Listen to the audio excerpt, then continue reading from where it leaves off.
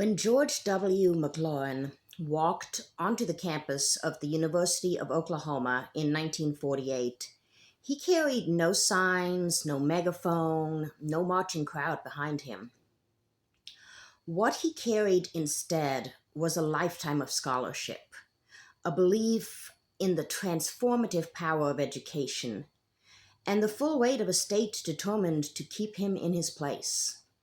His fight to study at the University of Oklahoma and the humiliating conditions imposed on him once he arrived became one of the most consequential legal challenges to segregated higher education in the United States.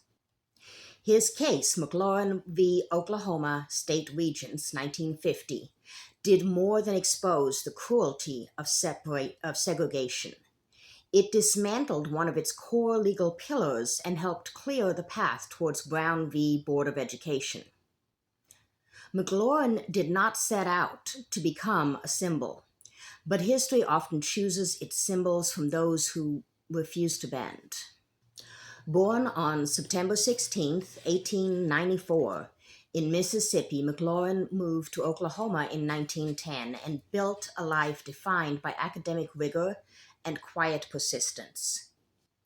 He earned his B.A. from Langston University and later an M.A. from University of Kansas, eventually returning to Langston as a professor. But education was not simply a profession for the McLaurin family. It was a shield, a strategy, a form of resistance. He and his wife, Panaya, sent their children out of state rather than consign them to Oklahoma's segregated and inferior black schools. They understood the stakes. They understood the cost of settling for less.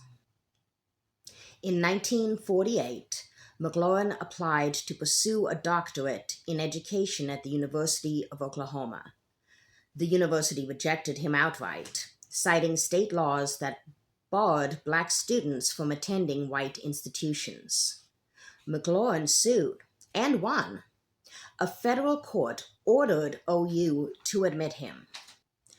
But admission came with strings attached, each one designed to remind him that he was tolerated, not welcomed. He was forced to sit at a separate desk outside the classroom door. He was assigned a roped-off table in the library. He ate alone at a designated table in the cafeteria.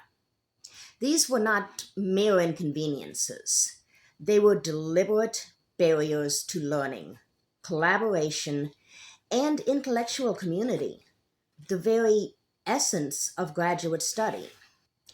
OU's message was unmistakable. You may enter, but you may not belong.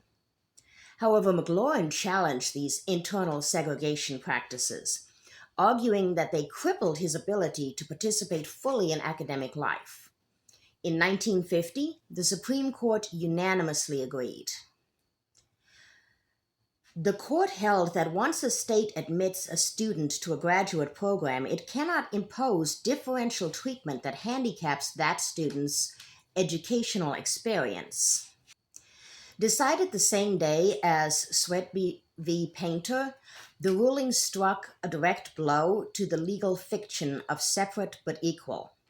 It signaled that separation was not simply a matter of physical separation. It was a system designed to produce inequality. 4 years later, Brown v. Board of Education would finish what McLaurin helped begin.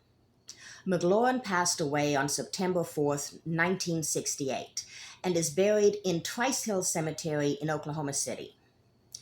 But the image that endures is the one captured during his time at OU, an elderly black scholar sitting alone outside a classroom, notebook in hand, listening through a doorway to the education he was legally entitled to but physically denied. That image is now taught in constitutional law courses, civil rights history classes, and education policy seminars. It is a reminder that segregation was not only enforced by mobs or politicians, It was enforced by desks, ropes, cafeteria tables, and the quiet cruelty of institutional design. But the final story is that of the power of one person who refuses to sit where he is told. George W McLaurin did not topple segregation alone, but his case proved something essential, that the fight for equality is often won not only in marches or mass movements, but in the daily insistence that dignity cannot be partitioned. He showed that a single individual armed with education and resolve can force a nation to confront the contradictions that it prefers to ignore. And he showed that sometimes the most powerful act of resistance is simply refusing to stay in the seat where injustice tells you to sit.